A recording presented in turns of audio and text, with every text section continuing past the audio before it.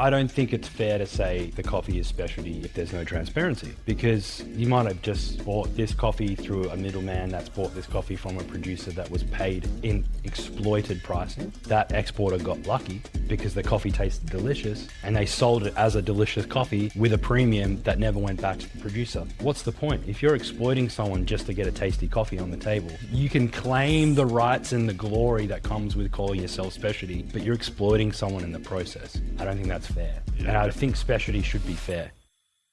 Hey, I'm Aaron Bradley, and this is Consume the Good. This show is about asking better questions about how we buy, what we build, and the kind of impact we leave behind. Each episode, I'll be sitting down with founders, entrepreneurs, operators, and thoughtful humans who are challenging the way things are done. These people are rethinking old models, finding new ways to lead their business, proving that profit and purpose don't have to be fighting against each other. So if you're hungry for honest conversations about ethical business, conscious consumption, and leading with conviction, then you're in the right place. I'm glad you're here. Let's dive in.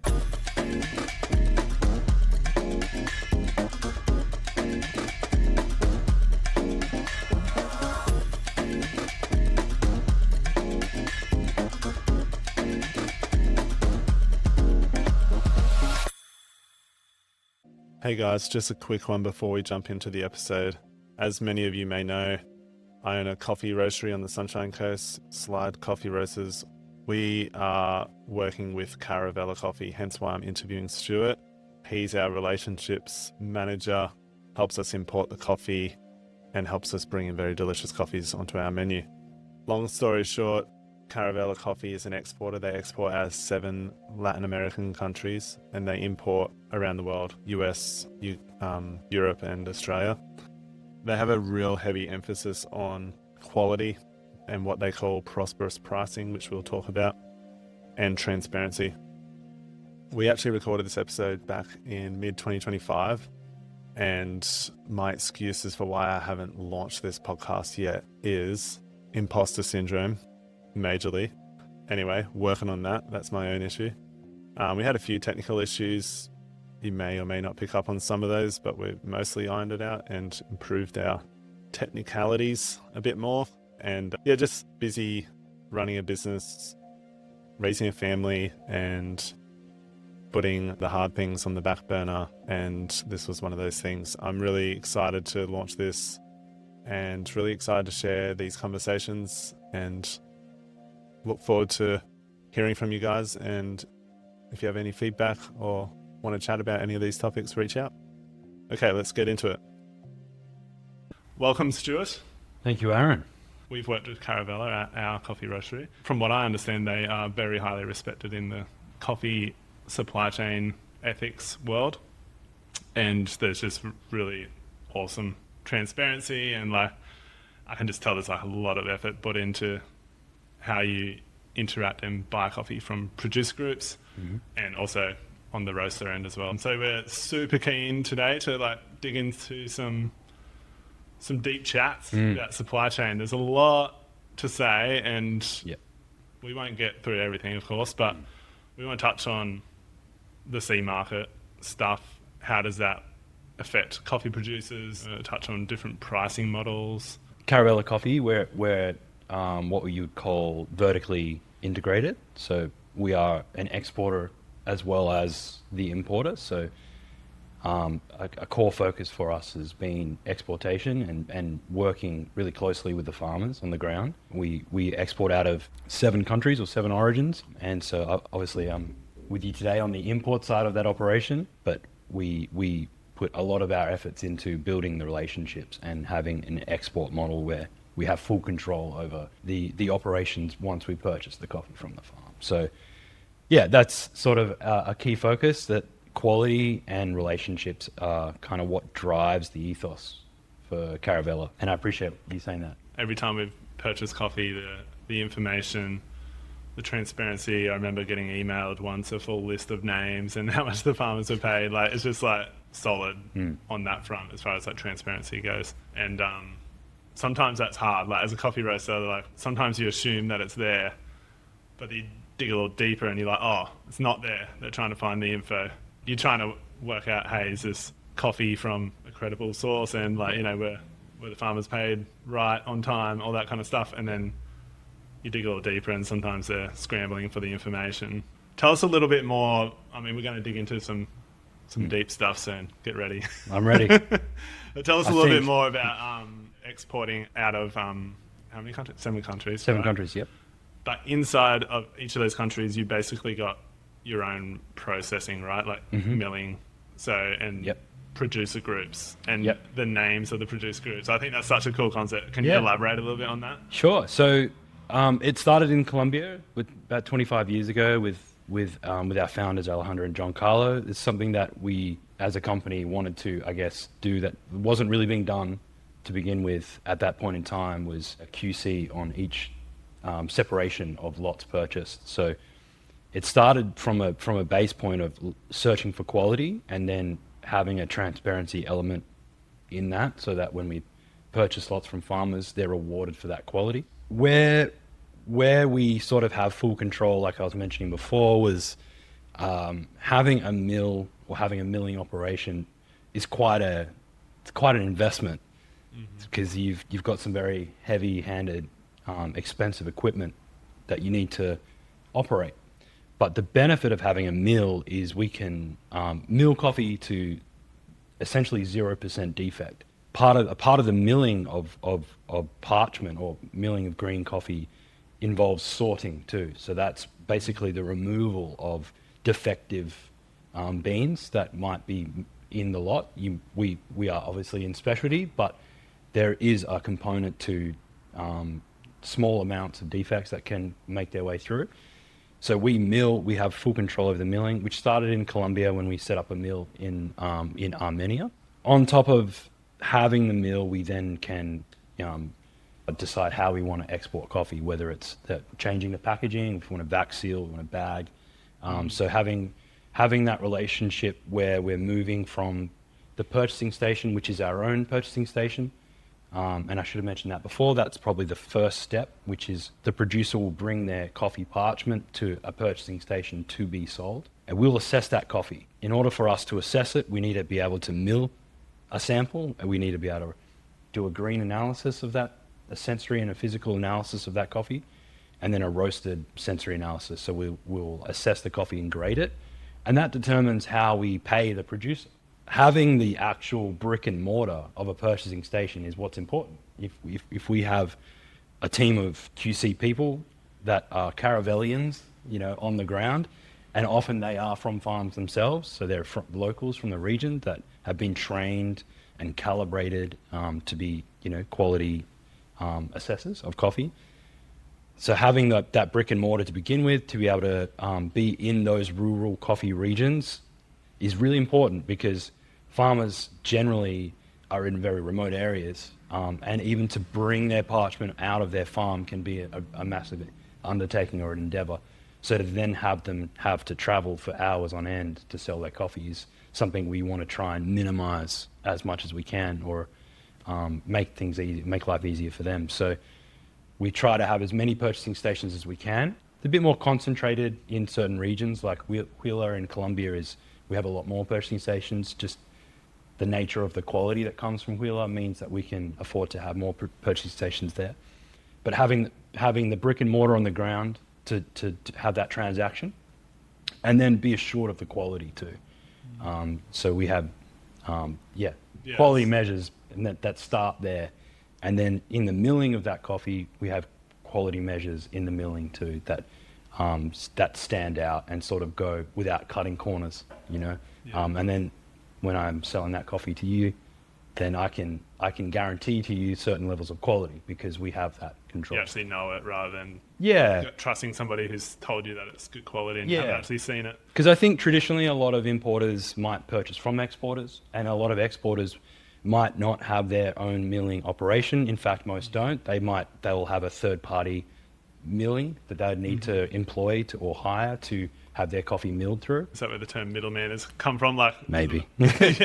I'm gonna get all these people to do that work, but I'm gonna do the trading of the coffee, but not actually do the actual work of buying the coffee and processing it and exporting it. And gotcha. And there's reasons for that. Mostly financial. It's a massive cost to set that up.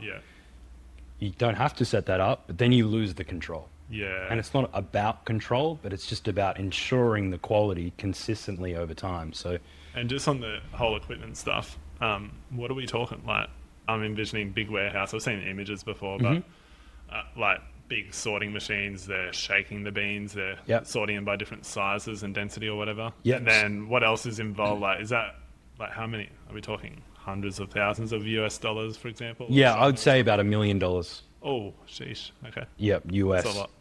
to get that set up. Quite an investment. So it makes do it. sense why not everyone's doing that. That's right. Yeah. That's right. And we have that operation. We just set up a mill this year in Mexico and Guatemala. I saw that. Yeah. So both those regions now somewhat mimic our operation in Colombia. We don't mimic it for this because, you know, it's just it's a model that works. Yeah. In the sense that we did it in Colombia first, and it's been a journey to have our other origins be able to, you know, produce what we've been able to produce out of Colombia. So this is starting to make sense now why most coffee farmers, assuming a bunch of them are small holders, they're not going to buy $1 million processing plant to process their own coffee. I mean, They're going to go drop off their coffee somewhere where they do that service for them. totally. So I think. they basically, what are they dropping off? They're dropping off cherry, or they're dropping off parchment? Like, do you want to touch on that a bit? Yeah, sure. That can actually differ or depend, because if we typically they would be dropping parchment, so they're drying their own coffee. Do you want to explain it really? Yeah, sure. Just- So I guess Okay, someone doesn't know the what basic parchment- process for harvesting coffee is they'll pick the cherries from the tree. They will process, if it's say a washed processed coffee, they will then depulp the cherry and remove the cherry from the seed, which is the coffee. And there's mucilage, the flesh, say, of the cherry we call mucilage, is still attached to the seed, so it needs to be washed. So it will be depulped through like basically like squeeze. Think about squeezing a grape. Like set the thickness and then put the beans through. Is that kind of how it Yeah, works? yeah. And there's some real traditional manual ways to do that, and then there's some, you know, sort of more updated machinery that some producers can afford to operate with. It'll then be washed. Each step of the way, there's different methods that can impact the eventual flavor profile of the coffee. For instance, with the washing, you can wash once, you can wash 5 times.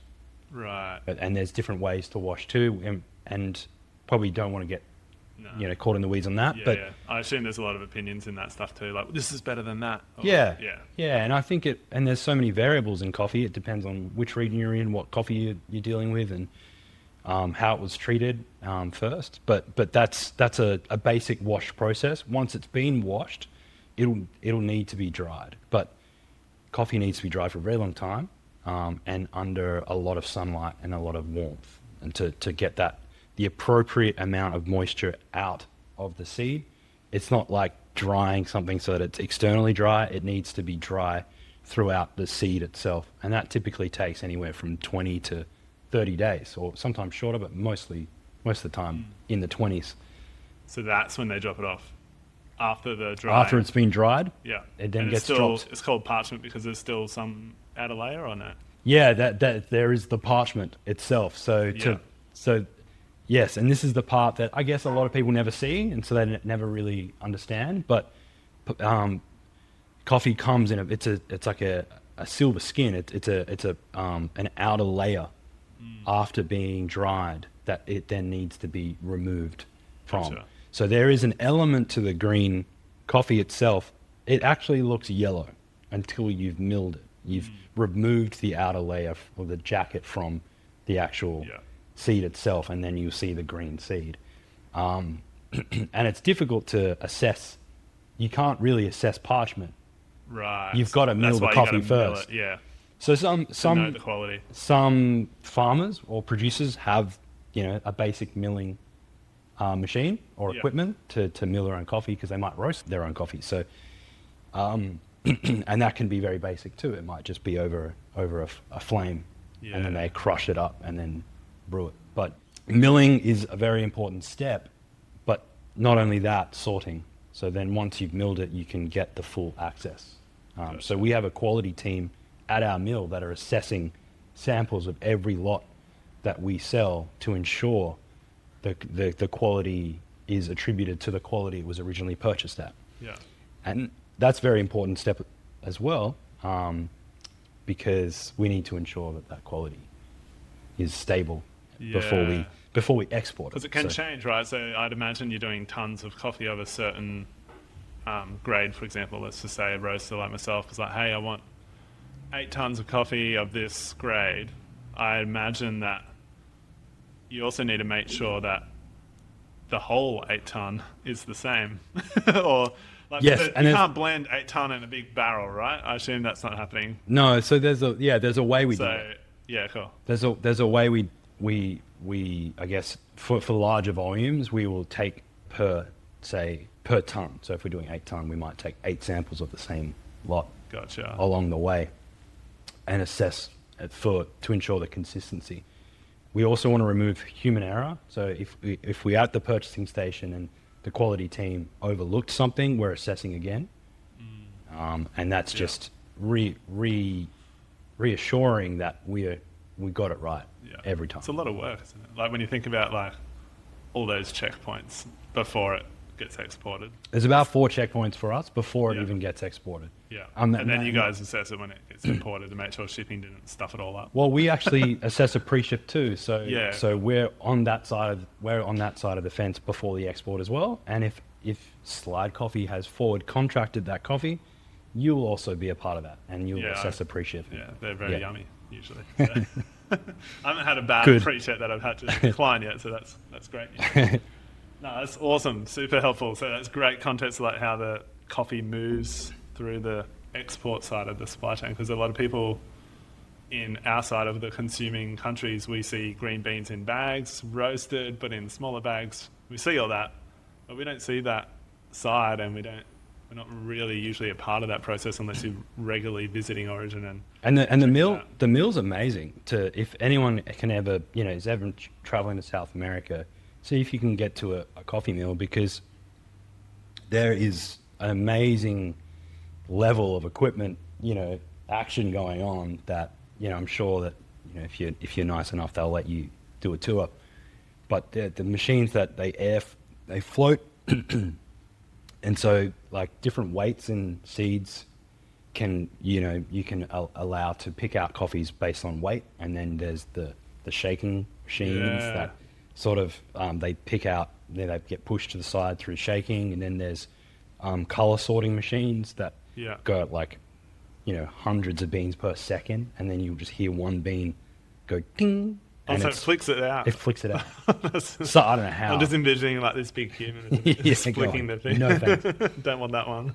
So I still to this day, and so it's been explained to me, I still don't understand how it works. I mean, we'll touch on the reasons why sorting is important. Yeah. Because even in specialty land, why do we need to sort coffee? Yeah. What's going on to need to do that? But we'll go on. No, let's do that now. Well, we do a little that's good. A little precursor maybe. Okay. Yeah. But there are multifaceted challenges that producers face with growing and harvesting coffee, and that involves challenges like insects and diseases that can affect the crops. Totally. And a lot of those things they're blind to until harvest time.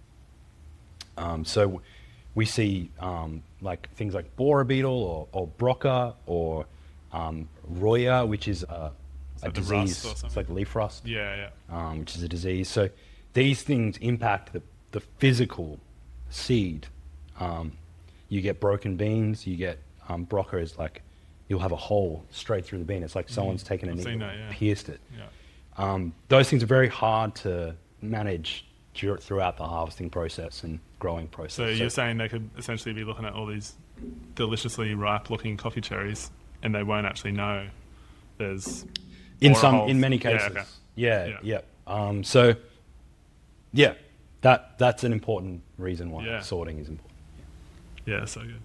I want to shift a little bit here into pricing models. The C market, which as we know seems to be very influential on the price of coffee, has gone to record highs. I guess when I first got into specialty coffee, I was under this probably false assumption, just being new to the industry, that because it's specialty coffee, it's all G, like specialty is the way to go, it's solving the world's problems, full stop. I guess maybe the story I was told just in the industry in roundabout ways, or something I just picked up and believed early on.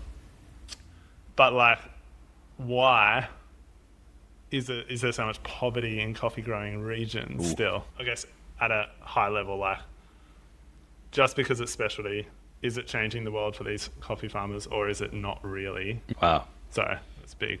It's big. This will set us up for the rest of the conference. Here we go. So, yeah, buckle up. Look, I think that's a multifaceted question with a multifaceted answer. I think that to start with, yes, there's a lot of poverty in coffee. I think typically with commercial, but also in specialty. And then the lines are blurred between the definition of what is specialty. Yeah. On both sides of the fence, you know. Yeah. We have many that claim they are specialty cafes and specialty roasters. Yeah. But what are their actual buying models and buying principles? Yeah. And if we lifted the lid on that, I think we might find some interesting things. Because you might essentially have some technically specialty grade over 80 points. Right. Like, as you know, there's the score of 80 points and above is specialty grade, right? And then Again, that's another okay. facet to the equation. Yeah. Is like what But they is might be like, specialty? I'm special because I buy that quality. Yeah. But that quality could just be 80 point, 81 point, paid very low price to a producer, right? That's Exactly. The so. buying conditions for that coffee is what matters, and I think that's what. Yes, it's quality, but then there's so much subjectivity when it comes to quality that I think it's what was the transaction for this coffee? What did you give in return for this coffee? Quality matters, but what was the price paid? And I think only then in that transaction with that data set can you begin to equate whether that's specialty or not. I guess now we're going into what is the word specialty representing. Is it representing how much is paid, or is it representing purely a quality? So you're saying essentially, Yeah. you believe it should be more than just the quality scale? Yeah, I do. I mean, I don't think it's fair to say the coffee is specialty if there's no transparency, because you might have just bought this coffee through a middleman that's bought this coffee from a producer that was paid in exploited pricing, and that exporter got lucky because the coffee tasted delicious and they sold it as a delicious coffee with a premium that never went back to the producer. And on a technical level, that coffee could be specialty on the table, sure. And that's okay, but is it okay? I don't think so. Yeah. Is that okay? Like, Seems like you I guess screwed there's a something over. moral or ethical responsibility to call yourself specialty. Yeah. I think that to be specialty requires not just a quality coffee, but a quality of relationship. Yeah. What's the point? If you're exploiting someone just to get a tasty coffee on the table, I mean, sure, you can claim the rights and the glory that comes with calling yourself specialty, but you're exploiting someone in the process. I don't think that's fair. Yeah, And I think specialty should be fair. I totally agree. It should be, yeah. I mean, it should be more than fair, right? Because they're producing a higher quality product. And I'd assume a lot of that work is the growing of the coffee and the picking of the cherry and all that, which is the farmer's responsibility. Yep. Yes, you could argue that they dropped off a mixed bag and then it was sorted to a better grade, right? Yep. So there's another nuance there, but maybe that's just another whole can of worms. It's a tricky one because the world needs to go around. You know, the coffee needs to move from A to B to C. Yeah. It needs a home, and then intermediaries play a role. Cooperations or co-ops play a role in doing that. So they're middlemen, I guess, in the sense of the middleman word. They would buy from sometimes direct or sometimes from an exporter, and then an importer importing the coffee into the country might buy not direct, but buy from a co-op. There needs to be a level of trust in that transaction, and often there isn't. Now, sometimes we need to ask why, like zoom out and go, okay, there's inflation, there's raising cost of living. You being a coffee roastery owner, and a cafe owner, understanding that you have to pay wages, you know, the rent increases and the wage increases and the rising cost of living all play a role in creating, I guess, difficulties to operate a business on this side of the fence. And you have to take into account, you know, a product that's going up in price and going down in price depending on the C market, which we'll come to. Yeah. So why do we as a people neglect paying equitable, ethical pricing? And sometimes the incentive is for greed and for profiteering, and sometimes it's for survival.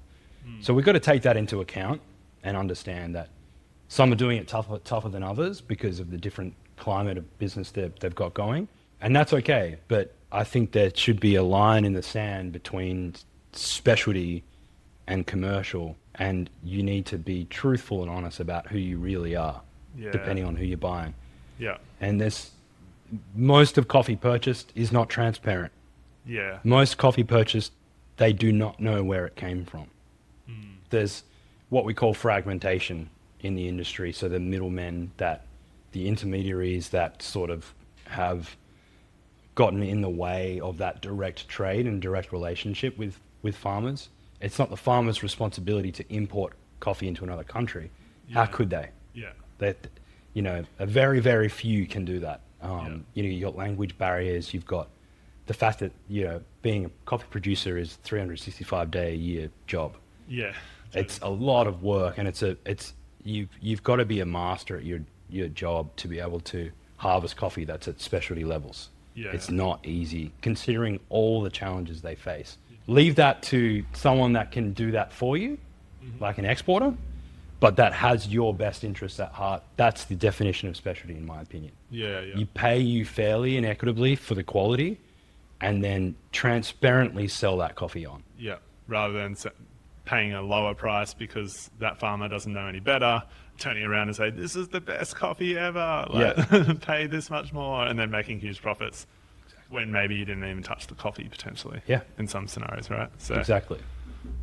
No, it's good. And I feel like there's a huge disconnect. Like, if you're running a cafe or a roastery, like, you don't necessarily have a spare month to go explore coffee farms and meet producers. You get to a level where you do have those financial resources and spare time, and your business is running without you being there all the time, you know, like, then you can go do that, sure. But like, the reality is there's a lot of people not in that situation, I assume. Oh, most.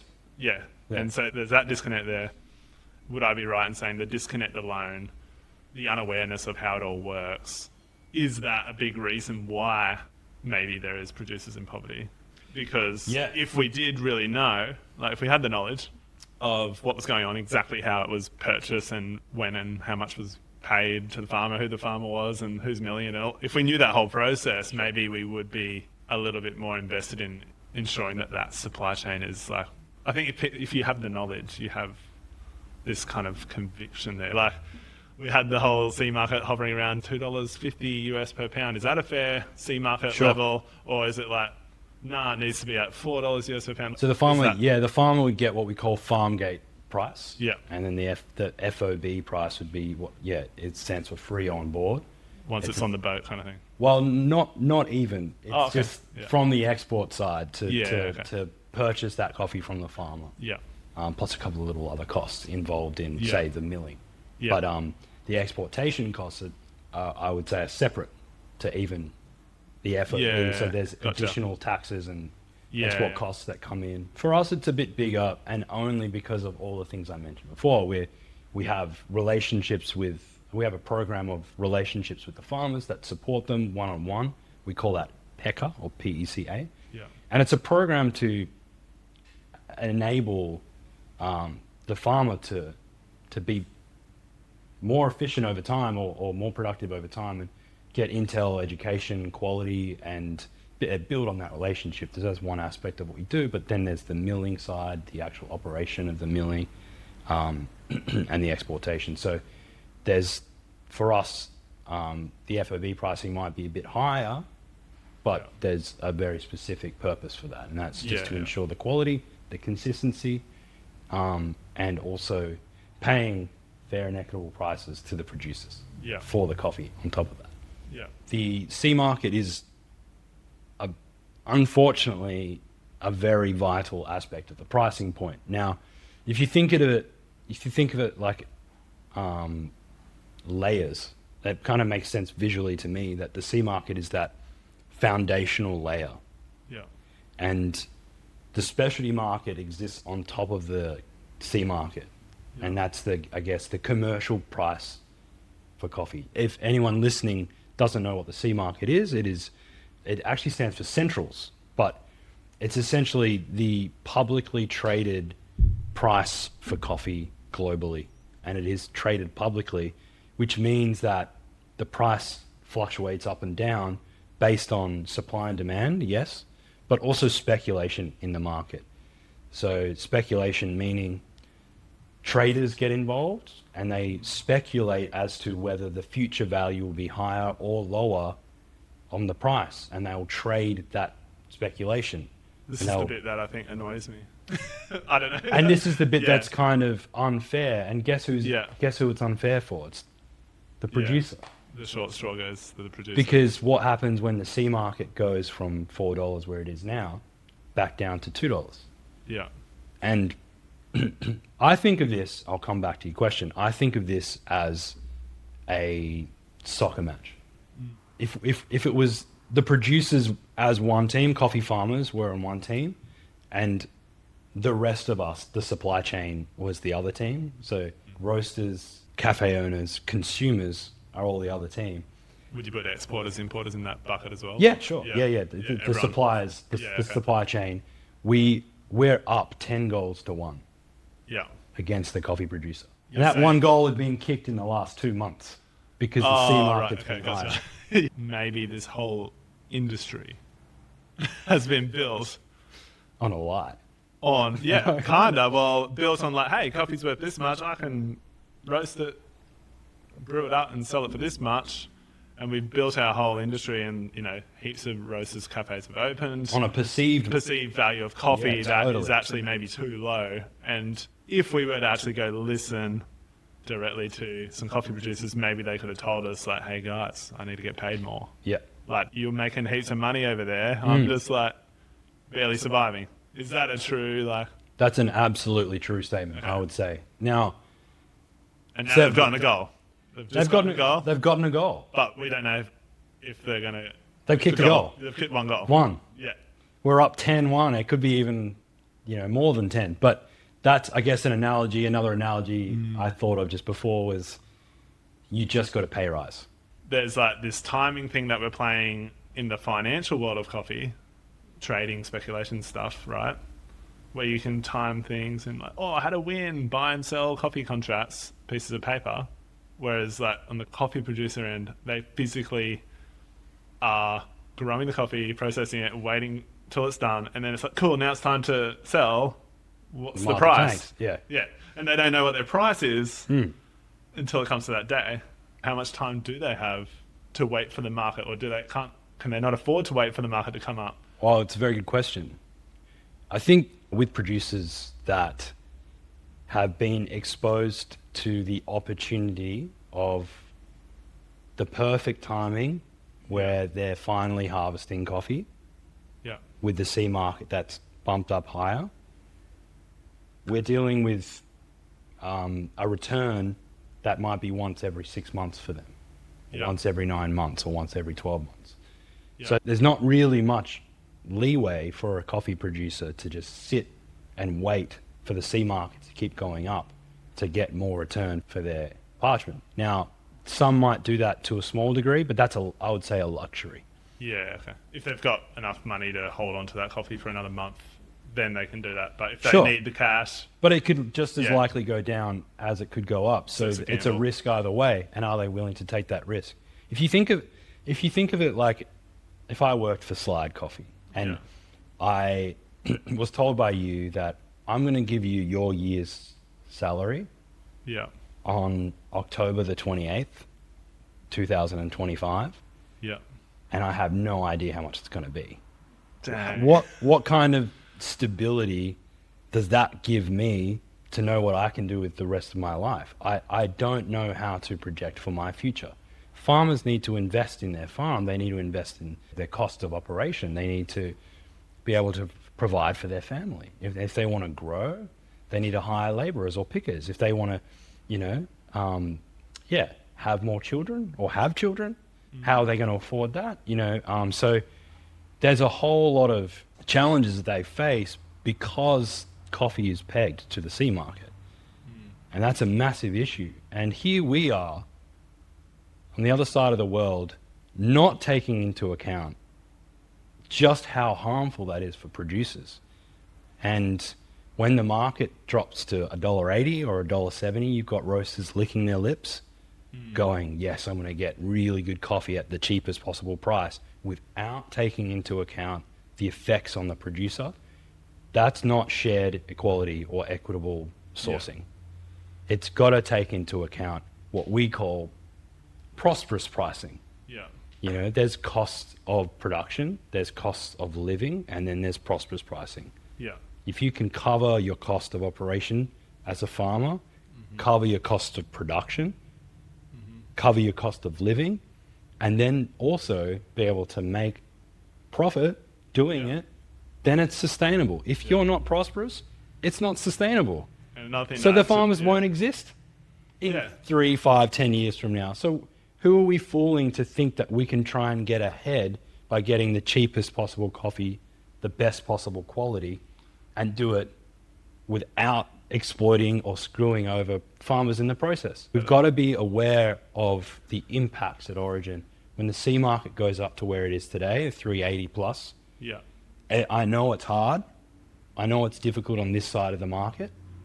I'm seeing it play out. But we've got to understand this is one goal kicked for the producer. And even then, this analogy is getting weird, but say there's many games going on and some producers haven't kicked a goal yet.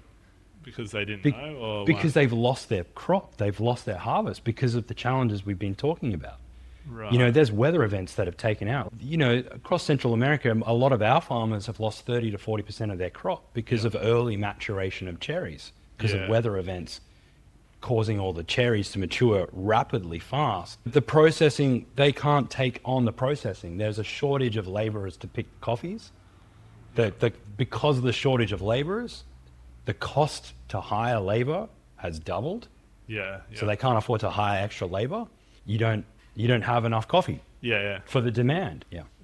Interesting. What I think is crazy actually about this, so like, yes, we're feeling the pressure. Like, for example, in Australia, cost of living's a struggle for everyday battlers and business owners, small business. Like, you know, it's tough. Like, it's not easy times to just be in business in general. Like, to own a cafe, you're battling daily against your cost of goods and wages to just kind of get a bit of a wage and maybe make a small profit if you're lucky. I personally know cafe owners who are not taking a full wage because they're actually not generating enough money in their business. So there's a real, like, there's other obviously external factors affecting that, not just the price of coffee. But what I find really interesting is when we break this big jump in C market price, like, you know, going from say 250 up to like 430 or whatever, from what I understand, that jump is translated to say $10 a kilo in a pretty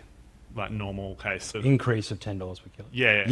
So $10 that's more than what right. you're paying. But then when you break that down into like a per cup of coffee sold, we're talking in the realms of like 25 cents ish, because there's only 20 grams going into a cup of coffee.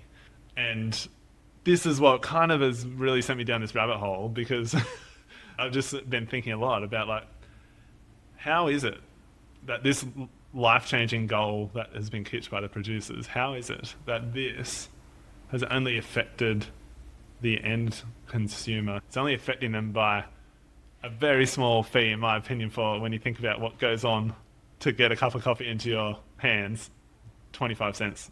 Totally. And maybe for a cafe, it's like 50 cents because, like, you know, they've got other costs that are rising, and, you know, there's like, they can't just keep passing on costs because they've got to also have spare money for rent and wages and things like that, which are also rising. So, look, I know a lot of cafes have been going up at about 50 cents per cup. still, when I look at that, I'm like, if you want to get a cup of coffee every day, 7 days a week, like $3.50 increase per week.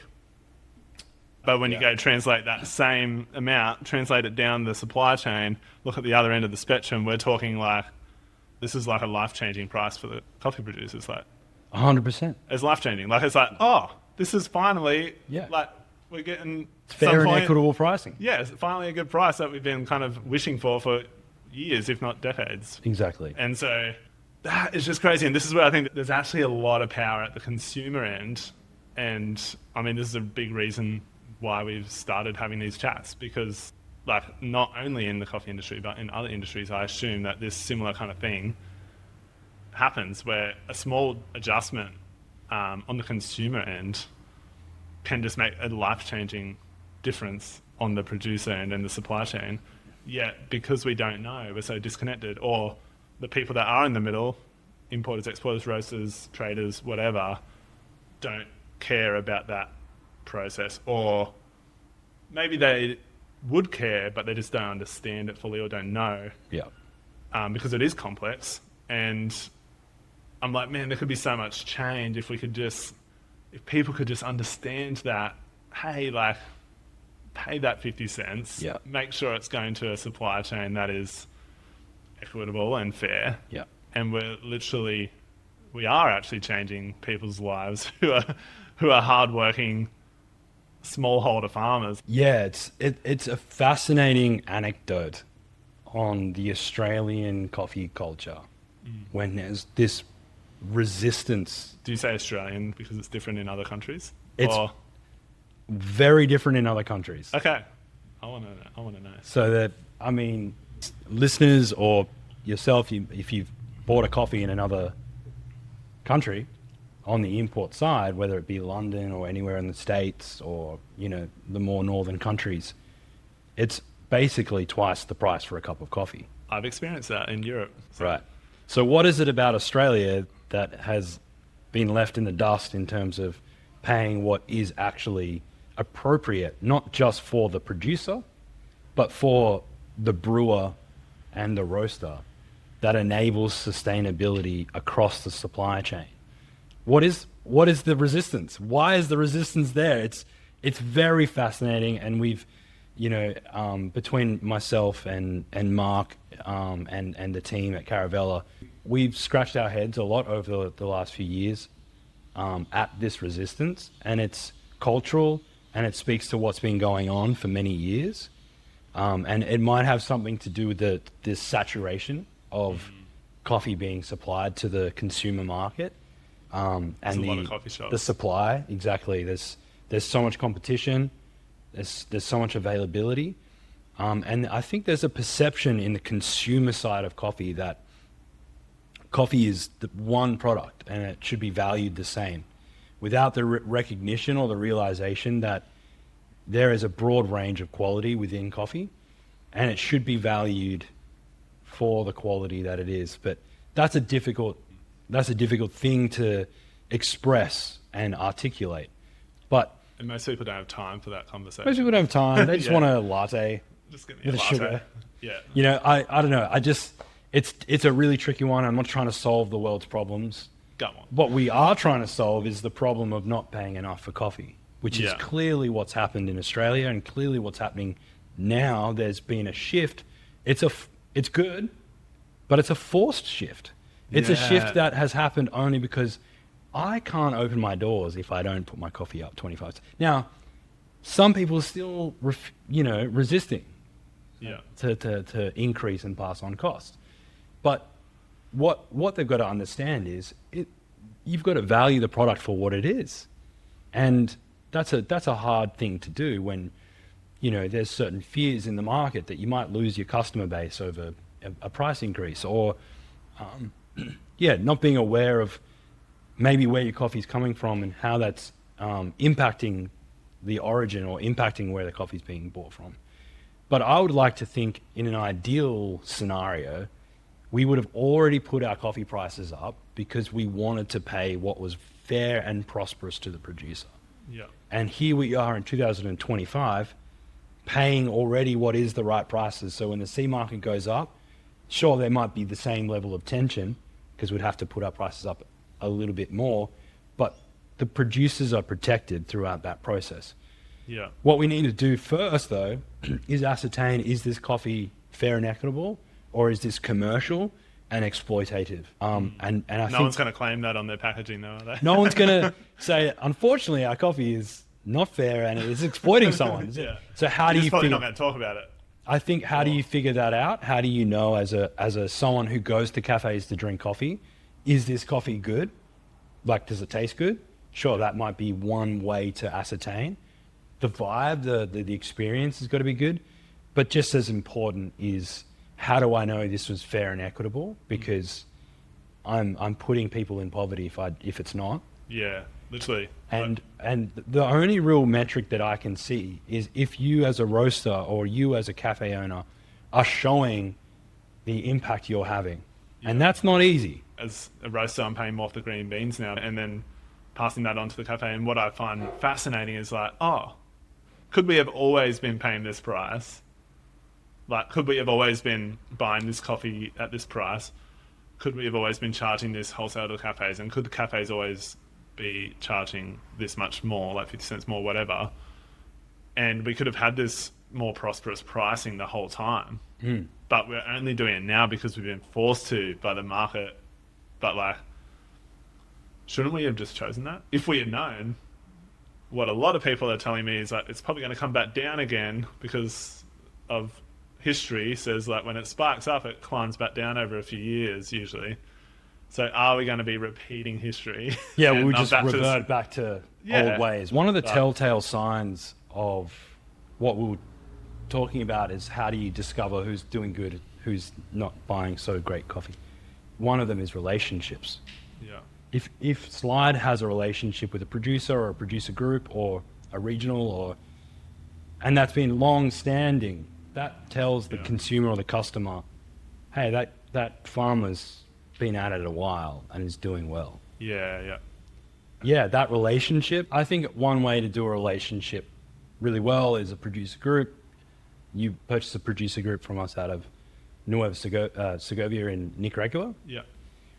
And to mitigate risk, yeah, you've got a relationship with a small scale set of producers. Yeah. So if any producer for some reason can't harvest or they've lost their production, there's been something happened in the family and they've had to stop operating, or there's all these sorts of things that can take them out of action. We've got a set of producers all contributing very similar coffees because they're in the same region, that can provide you that consistency so that you can operate your blend with a consistent quality and profile. And at the same time, you're sharing in the equity with multiple producers and not just one. So it's sharing in the equity and the impact. The impact is direct to the families. And so then you can do that long term because we can guarantee. That's one way to do a relationship well. Another way is to go directly, just pick a producer or be with one producer. So that's one aspect of showing your customer that, I'm investing in great relationships and that are long standing. But I think the other one is quality. And this goes to what we've been talking about, is that sometimes quality can be robbed, can be hijacked and profiteered and by the, in the fragmentation of the market by middlemen, and they can commandeer that product and exploit the producer. Yeah. But as long as you're working with an ethical, sustainable, relationship-focused exporter, that profit is going to the producer. Yeah. And you can guarantee that if there's transparency. Yeah, if there's not, you can take them word for word or trust level. Yeah. And sometimes show me the show me the money. Show me the money. Show me how much money. Show me the truth. Show me the answers. Show me the facts. What you can say all the nice things, but what was the farm gate price? Yeah, exactly. Bang. It's more of a safe bet if you're buying a coffee that's like 3 times the price of a normal one, or would you say that there's still room there for people in the middle to just fully exploit that situation, make huge profit as a middleman and not pass it on? Yeah, I guess it depends on who you are. Yeah, we have an internal grading system that is the external price you pay. Yeah. So if we're selling a higher quality micro lot to you, we have a grade that's associated with the quality of that coffee that is a premium paid to the producer on top. So there's a grading, and that grading is attributing to a premium, and there's multiple levels of premiums that we give to the producer. Yeah.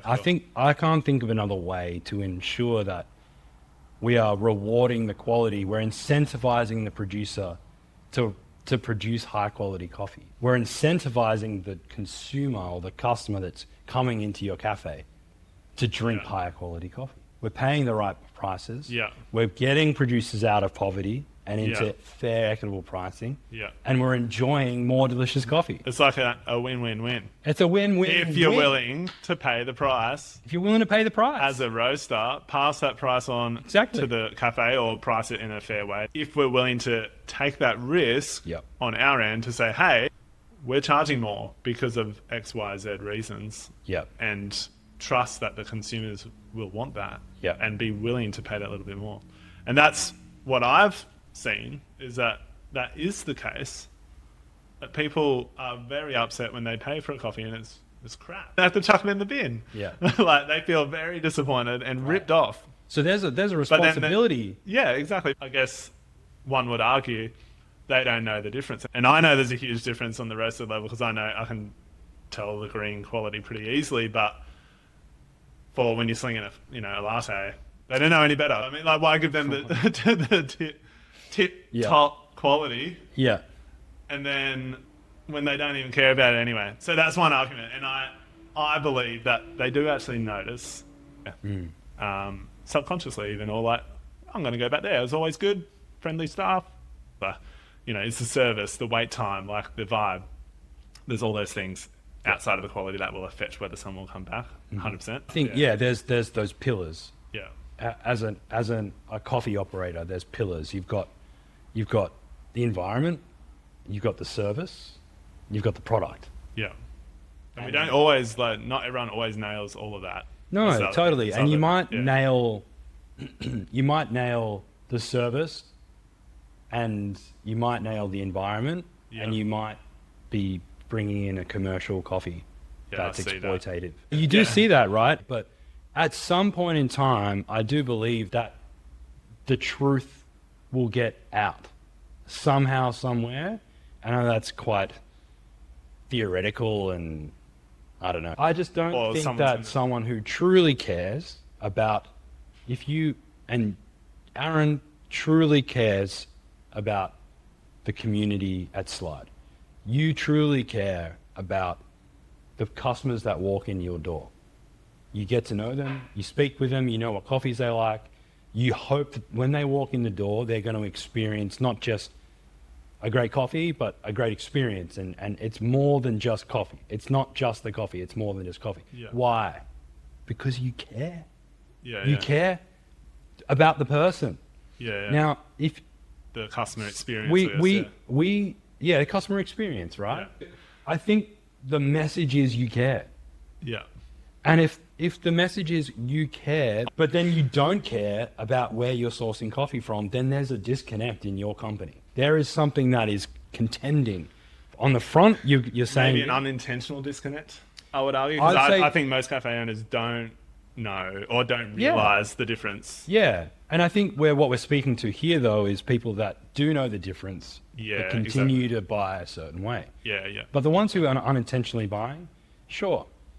Then there's education. There's a need to learn. Okay, and maybe if you're a cafe owner and you're listening to this, now's the time to ask yourself the question: am I purchasing coffee from a roaster that's ethically sourced and sourced is at a quality? And how do I know if it is? I need to ask, what is the farm gate price paid and what is the FOB price paid? And do a little bit of research. Get on YouTube or get on the internet, and it won't take you long to figure out what is fair and equitable. And if you don't know, come and ask Aaron. Well, I'm going to add another spanner in the works there. So far, my experience has been, I can't always get that information straight away on demand. Even hey, we're going to know once it's exported. You know, like you're not going to know before you commit to buying it sometimes. That's where trust is a huge thing for the supply chain. But the other thing is, somebody told me this once, and it actually kind of sat with me.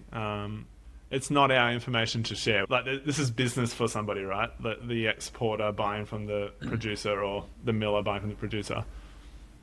That business might not necessarily want to share that information. If I share that price publicly to everybody, right, is there a valid point in it's not necessarily our information to share publicly? For some, you know, for that producer, maybe they don't want the whole world to know how much they got paid that year. Is there any validity to that point? Maybe it shouldn't be shared far and wide, but only to your customers or something like that. I've heard someone bring that to me, and I was like, yeah, that's a good, interesting point. What's your thoughts on that? I think it's an isolated circumstance where that would be the case. Yeah. And I'd say that's the exception, not the rule. Gotcha. Because maybe for like some sensitive scenarios where it's like, I can't share this guy's pricing because he didn't want me to, or something like that. Yeah, and in that case, honor that request. Sure. Yeah. That's great. Yeah. Once they've sold their coffee, they just want to know that they're getting more than enough to feed their family, look after their farm. The other thing is, transparency means nothing without context. Is that true? Because if I see a number on a spreadsheet that's like, the farmer was paid this much, I go, oh, that's awesome. Yeah. What does that mean? Yeah. Is that a good price? I don't know. Yeah. The point is, if you don't know what that number means, it could just be a really low number and you think it's great, but it's not great. Without a human on the wave, you don't know how big it really is, right? You've got to contextualize. You've got to get a perspective. And the perspective here is understanding two things. What are the local costs of production, and what is the local cost of living? Coming back to the C market for a second, we talked about that earlier being the foundation to building out what we pay the producer. It's the first layer. Yeah. That second layer is what we call an origin differential rate, or a local market rate. Yeah. And that's diffs. Different. Can we call them diffs? Yeah, I've heard people say diffs. You want a diff? It's different depending on which origin you're in, based on local supply and demand for that coffee. And then you choose at your will as what kind of exporter you're going to be, as to another layer on top of that. For us, there's premiums we pay to the producer on top of that for quality, right? Yeah. Like we mentioned earlier. But if you've got the FOB rate, the farm gate price, and you don't know what that is in relation to the local cost of living, the local cost of operations, you don't know how to contextualize it. Yeah. So totally. what we have done is contextualized it as at Caravela. Yeah. We have an impact report. Yeah, cool. And on that impact report, you can see what the necessity for each origin is, like in per they dollar. Need this much they per need kilo or whatever. Yeah, and everything is correlated in, for us it's Australian dollars per kilo once we've translated everything, but everything's actually priced in US dollars per pound once it's been purchased. Yeah. It would be purchased in the local currency, but then translated into US dollars per pound. Yeah. So it's about understanding what the needs locally are. Yeah. And how can we be above that line, that baseline, so that we're in a territory that's actually profitable for the producer. Yeah. If you don't do the work to figure that out as to what that is, then there is no man on the wave. Yeah, exactly. I'm going to be completely honest with you. I don't think the person buying a cup of coffee is going to look into that. What I mean? So how do you whose distill that message? Like, how do you distill the man on the wave? Yeah, exactly. I honestly don't think even the cafe owners are going to go to that level of depth. To be honest, even as a roaster, like I attempt to find out all this information, but I find it quite difficult and very easy to get lost and know what it all means. Except when it's been distilled into like a beautiful impact report, like I've read from your company, of course, it's way easier.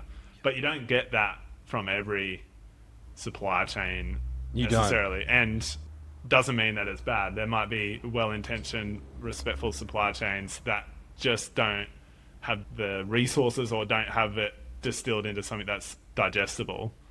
Fortunately, But- it removes a layer of trust. It potentially removes one way you can then trust an importer, because the proof is in the impact that you're having. And if you can report the impact you're having, then you can build on that trust, at least show the facts and the figures. Other people might not have the resources to provide that or build that out, so to speak, but still be having, a similar level of impact. But it's harder to know that. It's harder to trust that. You'd have to take them at their word. Yeah. It's more difficult. Or you might get the farm gate pricing and you can do your own research Sure. or talk to some other industry Do your own impact professionals, reporting. compare it to some others or whatever. Yeah. And that's awesome. If you can do that and be in that position, that's great too. So I think what matters... You've inspired me to make an impact report for myself. We don't do an impact report at the moment because purely I felt like the last however many years my business has been very much in a state of like trying to keep on top of everything. Yeah. And the thought of, and the cost in time and money, like to pull an impact report together and to get all that into a nice, beautiful, packaged up document is just, it's way easier said than done, right? It's like, it's a lot of work. But you've inspired me. I do want to do that. I think even if it's done in a simple, easy, quick way, I think it'd be really cool if you did do that, because you're just reinforcing. Don't overthink it. Don't make it too beautiful. Just get the simple. Just distill it in a way that shows that the coffee is fair and equitable. How do we do that? Well, we put the man on the wave somehow. Show what's fair. Or what's the... I like your analogy, man on the wave. This is great. what's the baseline for sustainability in producing coffee, and where are we at on that line? Actually, I heard somebody say this to me once. Just a legend that I knew. They said, all good agreements are built on mutual respect and trust. And we think about every coffee transaction, be it a roaster's contract with a importer, or the exporter to the producer, or the roaster to the cafe, whatever it is. If you have mutual respect, both parties mutually respect each other, and you trust each other, then the agreement it's just a good agreement. That's the whole idea. Because if you don't have one of those things, think about it. If I don't respect you, but we go into some kind of business agreement together, we can find loopholes and screw each other over, right? If we really want to. Or if I don't trust you, there's no solid foundation for that transaction.